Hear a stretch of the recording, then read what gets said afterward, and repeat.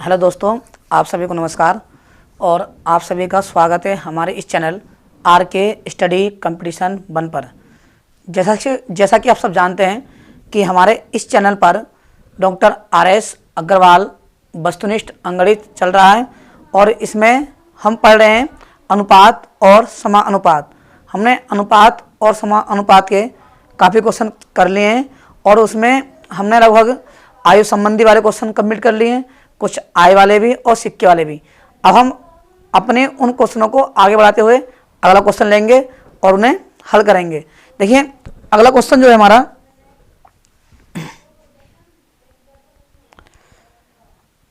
लगभग हमने आपको क्वेश्चन करा दिए थे।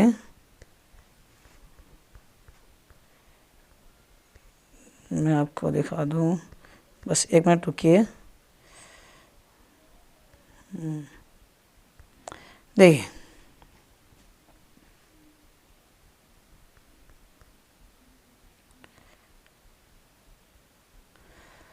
लगभग हमने आपके क्वेश्चन 98 क्वेश्चन कर लिए थे, यानी 97 क्वेश्चन कर लिए थे। अब हमारे जो बचा है वो होगा हमारा सवाल नंबर 98। सवाल नंबर 98। देखिए 98 जो सवाल नंबर हमारा 98 है, और हमारी ये बुक जो चल रही है वो डॉक्टर आर.एस. अग्रवाल वस्तुनिष्ठ अंकगणित, डॉक्टर आर.एस. अग्रवाल वस्तुनिष्ठ अंकगणित है। और उसी का जो चैप्टर हमारा है अनुपात और समानुपात और मिश्रण पर आधारित कुछ प्रश्न कर लिए थे हमने। अब जो बचेंगे वो करेंगे। सबसे पहले इसमें कुछ क्वेश्चन दिए रखे हैं, इससे पहले उन्हें मिश्रण वाले बाद में आएंगे, फिर करेंगे। देखिए पहला क्वेश्चन हमारा इसमें 98 क्वेश्चन जो है वो ये है कि एक वृत्त और एक वर्ग, यानी वृत्त और वर्ग दे रखे हैं और कह रहे हैं कि इनके क्षेत्रफल समान है, यानी एक वृत्त और एक वर्ग के क्षेत्रफल समान हैं। वर्ग की भुजा वृत्त की त्रिज्या का, यानी कह रहे हैं कि एक वृत्त तथा एक वर्ग के क्षेत्रफल समान है। वर्ग की भुजा वृत्त की त्रिज्या का अनुपात क्या है, यानी भुजा ने वर्ग की भुजा और वृत्त की त्रिज्या का अनुपात पूछा है। पहली बात तो वर्ग की भुजा और वृत्त की त्रिज्या का अनुपात क्या है।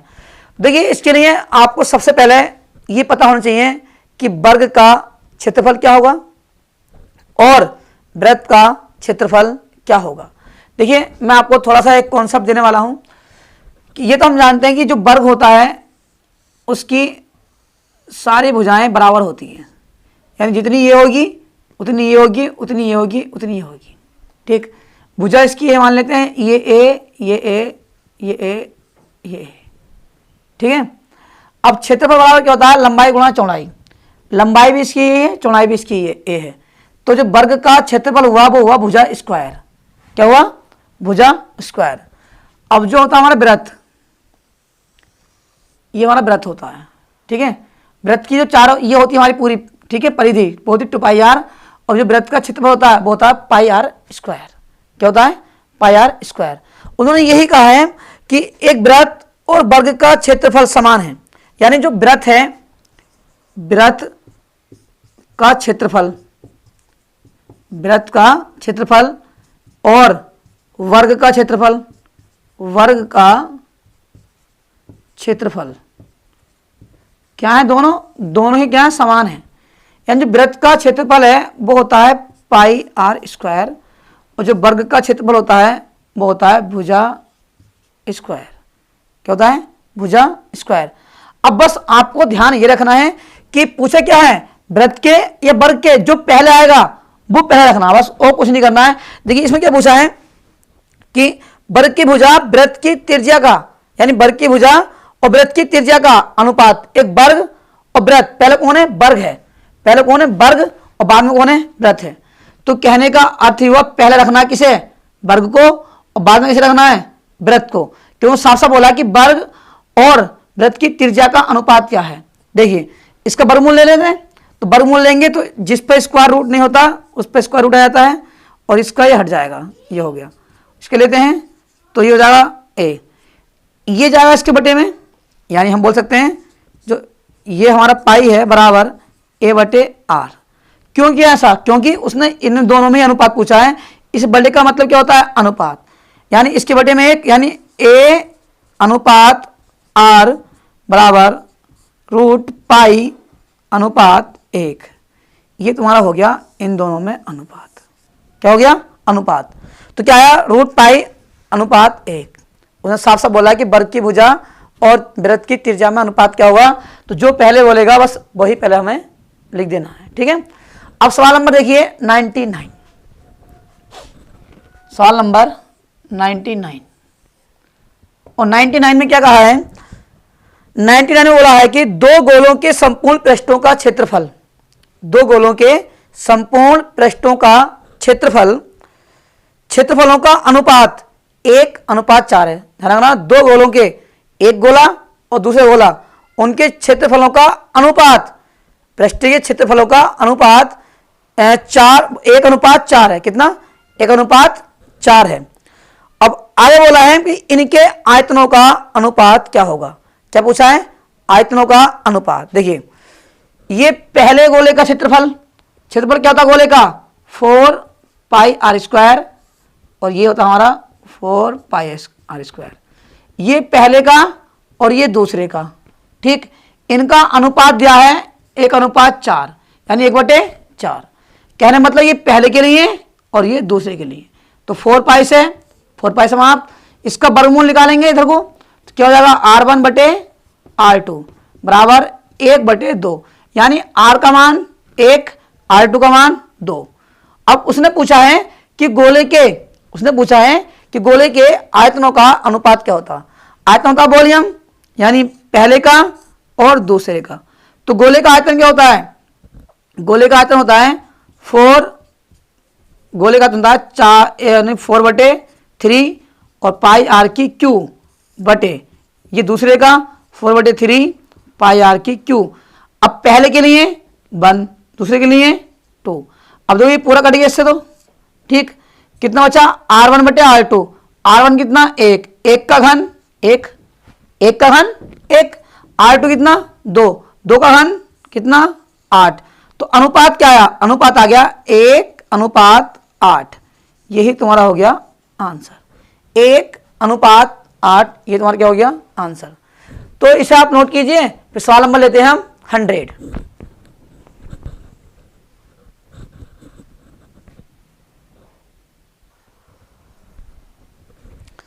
सवाल नंबर देखिए 100। 100 में क्या कहा है? उन्होंने कहा है कि एक बेलन तथा एक शंकु के आधारों की त्रिज्या एक समान है। एक बेलन और एक शंकु के आधारों की त्रिज्या समान है। बात चल रही है बेलन की और शंकु की, और दोनों के आधारों की त्रिज्या क्या है? समान है। तथा इनके आयतन समान, बेलन, इनके आयतन क्या है? समान है। बेलन तथा शंकु के ऊंचाइयों का अनुपात क्या है? ठीक है। सवाल बोला कि एक बेलन तथा एक शंकु के आधार त्रिज्या एक समान है और इनके आयतन भी समान है, यानी त्रिज्या भी समान है और आयतन भी समान है। तो पूछा है कि शंकु की ऊंचाइयों का अनुपात क्या होगा। देखिए, सबसे पहले हमें मालूम होना चाहिए कि बेलन, एक तरफ बेलन है और एक तरफ शंकु है। शंकु, तो बेलन इसका वॉल्यूम और शंकु का वॉल्यूम आपको पता होना चाहिए। ये होता है हमारा बराबर, और कह रहे हैं कि क्या है? आयतन बराबर है। शंकु का आयतन होता है, बेलन का आयतन होता है πr²h। लेकिन उसने ये नहीं कहा है कि ऊंचाई समान है, ऊंचाई का अनुपात पूछा है। तो ये मान लेंगे h1 और ये इसका होता है 1/3 πr²h। ये हो जाएगा h2। शंकु का, शंकु क्या? आयतन। अब देखिए इस पाई से, यानी पूरा πr² और πr² समाप्त। हमारे पास h1 h2 ये आ जाएगा इसके बटे में, यानी h1/h2 बराबर कितना? 1/3। तो h1 अनुपात h2 कितना हो गया? 1:3, यानी h1/h2 कितना हो गया? 1:3। यही तुम्हारा क्या हो गया? यही हो गया हमारा आंसर। बस उसने ये कहा कि ऊंचाइयों में अनुपात क्या होगा, ऊंचाइयों में अनुपात क्या होगा। देखिए अगला, देखिए सवाल नंबर 101। सवाल नंबर है हमारा 101। सवाल नंबर 101। अब इसमें कहा कि एक घनाभ का आयतन 64,000 घन सेमी है। एक घनाभ है, उसका आयतन 64,000 घन सेमी है तथा इसकी भुजाओं का अनुपात दिया किसकी, घनाभ की। घनाभ में लंबाई, चौड़ाई, ऊंचाई तीनों होती हैं। घनाभ की भुजाओं का अनुपात दिया है 1, 2, 4, कितना, 1:2:4 है। सबसे बड़ी भुजा की लंबाई कितनी है? सही है। देखिए घनाभ है, घनाभ में ये L, ये B और ये H, लंबाई, चौड़ाई, ऊंचाई, इनका दे रखा अनुपात दिया है 1:2 और 1:4। अब कह रहे हैं कि घनाभ का आयतन, तो घनाभ का आयतन होता है लंबाई गुणा चौड़ाई गुणा ऊंचाई। देखिए तो यहां भी a मान लेंगे, यहां भी a, यहां भी a, यानी 4 दूनी 8 और 8 डिगम 8, और यहां भी a, यहां भी a, यहां भी a, ये हो जाएगी a की q। तो ये आयतन कैसा है, लंबाई गुणा चौड़ाई गुणा ऊंचाई, और इसका मान दिया है 64,000, ये दिया है। तो 8 से काटते हैं, 8 8 64, 3 0 ऐसे ही, ये मतलब इसका घनमूल, क्या मतलब, घनमूल। तो 1 यूनिट का मान कितना आया, ये आ गया 2 और 0, यानी आया 20। उसने पूछी कौन सी है, उसने ये पूछी है कि सबसे बड़ी भुजा की लंबाई कौन सी है। सबसे बड़ी कौन सी इनमें, यही तो है, ये है सबसे बड़ी। तो निकाल दीजिए सबसे बड़ी, यानी h बराबर 2 गुणा 2 नहीं 4 है, कितनी है 4, और 1 यूनिट कितना है 20, कितना हो गया 20 चौक 80, तो क्या आ गई 80 सेंटीमीटर, ये हो हमारी।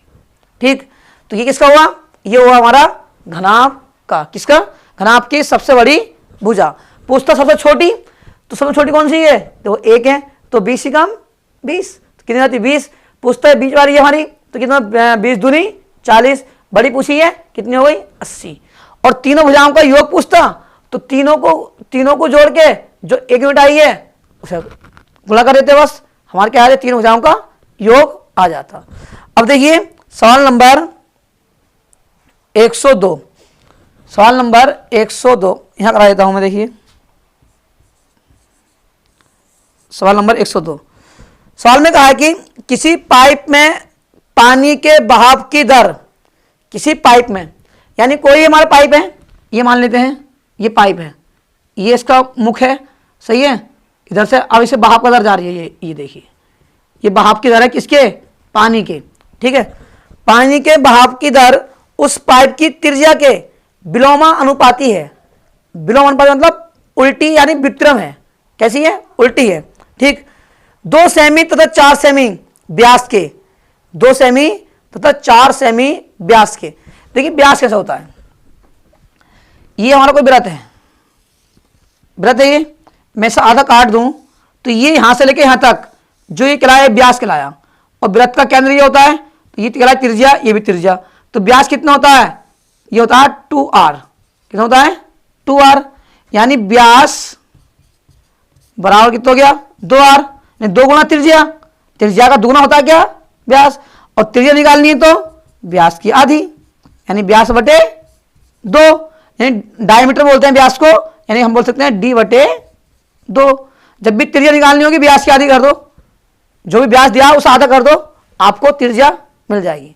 तो इसमें यही तो कहा है कि 2 सेमी तथा 4 सेमी व्यास के पाइपों में व्यास के पाइपों में बहाव की दरों का अनुपात क्या होगा। क्या पूछा, बहाव की दरों का अनुपात क्या होगा। देखिए अब आपको ये वो साफ दिखाई दे रहा है कि ये क्या है, इसने वृत्त का काम किया है, किसका काम किया है, वृत्त। इसका जो मुहाना है, यानी ये जहां से ये पानी का बहाव है, इसने किसका काम किया, वृत्त का काम किया। देखो ये जो है ये वृत्त का काम कर रहा है, किसका, वृत्त का। तो यानी ये पूरा वृत्त का क्षेत्रफल जिससे ये होकर जा रहा पानी, जिससे पानी का बहाव जा रहा, तो क्या हो गया, क्षेत्रफल हो गया। यानी कह सकते हैं हम कि 2 वृत्त की बात चल रही है कि दोनों ये विपरीत हो जाएगा इसका। ठीक, अब देखिए तो जो हमारा पहले का व्यास है व्यास पहले का 2 सेमी, त्रिज्या निकालेंगे पहले की R1, कितना हो जाएगा आधा, कितना आ गया 1 सेमी, ये आया पहले का। दूसरे का देखिए निकालेंगे व्यास का आधा, कितना 4 सेमी, व्यास आधा कर देंगे कितना हो जाएगा 2 सेमी। अब जो हमारा वृत्त का क्षेत्रफल होता है वो क्या होता है, वो होता है पाई आर स्क्वायर। ये पहले के लिए और ये दूसरे के लिए पाई आर स्क्वायर, बस यहाँ 1 और यहाँ 2। अब जो बहाव है इसका व्युत्क्रमानुपाती है, यानी एक इसका कर देंगे उल्टा, क्या कर देंगे उल्टा। तो पाई से समाप्त, R1 का मान कितना है 1, यानी 1 का वर्ग 1 ही हो जाएगा, तो 1 ही आएगा। और R2 मान कितना है 2 का वर्ग कितना हो गया 4, गुणा कर देंगे 4 ही कम 2, 4 ही कम 4 और 1 ही कम 1, कितना अनुपात आया 4:1। कितना आया 4:1। एक बार और रिपीट करते हैं। देखिए सवाल में क्या रखा है कि एक पाइप है, जो पाइप का बहाव है, ठीक है, वो क्या है विलोम अनुपाती किसके, उसने बोला है कि जो पाइप का बहाव है त्रिज्या के विलोम अनुपाती है, किसके त्रिज्या के विलोम अनुपाती है। देखिए ये जो पाइप है, ये पाइप का जो मुहाना है ये, ठीक, ये किसका काम कर रहा है, ये काम कर रहा है वृत्त का, किसका वृत्त का। तो वृत्त का क्षेत्रफल लगा दीजिए और उसे विलोम कर दीजिए। क्यों विलोम क्यों किया, क्योंकि त्रिज्या क्या है विलोम है, त्रिज्या क्या है विलोम, तो इसे विलोम किया हमने त्रिज्या को। वृत्त का क्षेत्र क्या होता है पाई आर स्क्वायर, क्या होता है पाई आर स्क्वायर। और जो आर है वो क्या है व्युत्क्रम है, यानी किसका विपरीत है, इसका व्युत्क्रम है, उल्टा है। तो क्या है उल्टा कर दिया, पाई से पाई कैंसिल, R1 का स्क्वायर R2 का स्क्वायर। R1 का मान निकाला यहां से कि पहले वृत्त का व्यास दे रखा है, R1 का मान कितना, व्यास जो त्रिज्या होती है व्यास की आधी होती है, ठीक, जो त्रिज्या होती है व्यास की आधी होती है। तो पहले का व्यास दिया कितना 2 मीटर, कितना 2 सेंटीमीटर, भाग की कितना आ गया, जो व्यास होता है हमारा ये होता है त्रिज्या। जो R1 निकाल कितना है 2 कम 2 1 सेंटीमीटर, दूसरे की निकाली कितनी आई 4/2 यानी 2 सेंटीमीटर। R1 का मान रखा 1 का वर्ग 1 ही होता है और 2 का वर्ग 4 होता है, बटे में आया गुणा कर दी 4 कम 4 और 1 कम 1, तो अनुपात जो निकल कर आया वो आया 4:1। कितना आया 4:1।